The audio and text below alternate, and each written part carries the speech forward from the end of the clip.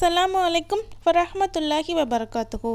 அல்லாஹும்ம சல்லி அலா சையதினா முஹம்மதின் அதாத மாஃபி இல்மில்லாஹி சலாத்தன் தாஇமத்தன் பி தவாமி முல்கில்லா. Welcome to Ramadan Rayyan media.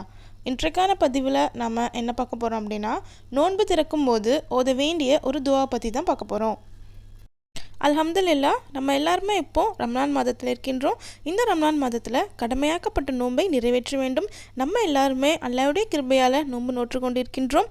அந்த நோன்பை திறக்கும் போது நமது நாயகம் ஸல்லல்லாஹு அலைஹி வஸல்லம் அவர்கள் இந்த துவாவை ஓதியுள்ளார்கள். இந்த துவா ஓதுவதனால பார்த்தீங்க அப்படின்னா அல்லாஹு தஆலாவுடைய நன்மைகளும் சிறப்பும் கிடைக்கிறது. இந்த துவா வந்துட்டு ரொம்ப சின்ன துவா, ஈஸியான துவா, எல்லாருமே ஓதிடலாம். அந்த துவா ஸஹபல் லமஉ வப்தல்லத்தில் உருக்கு ஃபஸபத்தல் அஜ்ரு இன்ஷா அல்லாஹ். மறுபடியும் சொல்கிறேன், ஸஹபல் லமஉ வப்தல்லத்தில் உருக்கு ஃபஸபத்தல் அஜ்ரு இன்ஷா அல்லாஹ். இந்த துவாவுடைய பொருள்: தாகம் தீர்ந்துவிட்டது, நரம்புகள் நினைந்து விட்டன, இன்ஷா அல்லாஹ் நற்கூலி கிடைத்தே தீரும். மாஷா அல்லாஹ், எவ்வளோ ஒரு அருமையான ஒரு துவா. இந்த ஒரு துவாவை நீங்கள் நோன்பு திறக்கும் போது ஓதிக்கொள்ளுங்கள். இந்த துவாவை ஓதுவதனால பார்த்தீங்க அப்படின்னா அல்லாஹ்வுடைய நன்மைகளும் சிறப்புகளும் கிடைக்கும்.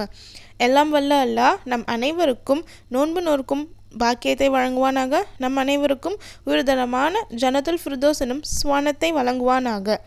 ஆமீன். நம்ம சேனலில் ஏற்கனவே ரம்லான் மாதம் முழுவதும் ஓத வேண்டிய ஒரு துவா பற்றி போட்டிருக்கோம். அந்த வீடியோ பார்க்காதவங்க கீழே டெஸ்கிரிப்ஷனில் லிங்க் கொடுத்துருக்கேன், கிளிக் பண்ணி பாருங்கள். உங்களுக்கு இந்த வீடியோ மிகவும் பிடித்திருந்தால் லைக் பண்ணுங்கள். இது போன்ற வீடியோக்கள் பார்ப்பதற்கு ரமதான் ரயான் மீடியாவை சப்ஸ்கிரைப் பண்ணி கொள்ளுங்கள்.